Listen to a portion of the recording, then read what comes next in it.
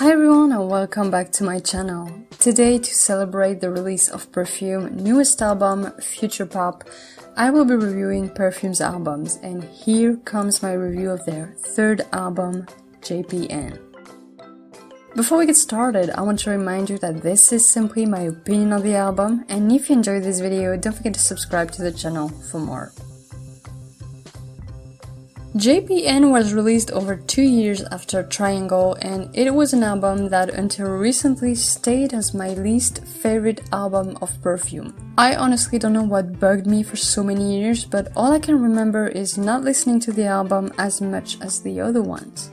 And now that I got to listen to it again, I can see why I was not that much into it. JPN for me is a transitional album from Perfume.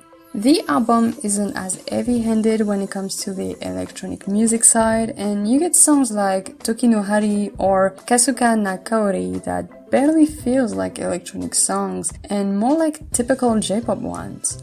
Even on their voices, you can actually hear each member's original voice quite well, which I always thought was a nice evolution for them, and as much as I like hearing their voice without being muffled through a vocoder, it's nice to have it toned down a bit and enjoy, Achan, Nochi's and Kashiyuka's voice, but it definitely feels very different from what the other two albums were like. Of course, you still get the hits like Fushizen Na Girl, Glitter, Voice or Ne that are all amazing songs, and you can still feel Perfume's musical identity, even though there's a softness that wasn't quite as present on the previous albums, and that always left me wanting a bit more on this album.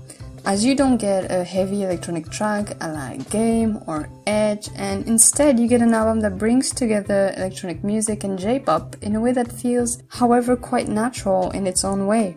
This album always felt more mellow to me and more axed towards a softer side of the trio, which doesn't always click with me, and even among the most addictive songs, I realize I just don't listen to them as much as others. And I think that's why JPN stays as the album from Perfume's discography that I avoid the most, because it still feels not as entertaining as it could have been even 7 years later, because it took a turn that for me made Perfume lose a bit of what made them unique up to this point, and even onward you can still feel this kind of a change throughout their latest releases.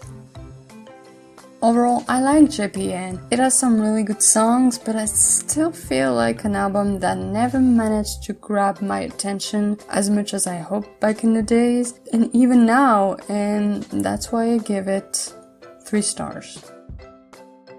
Thank you for watching. Don't forget to tell me what you think of the album down below, and I'll see you next time.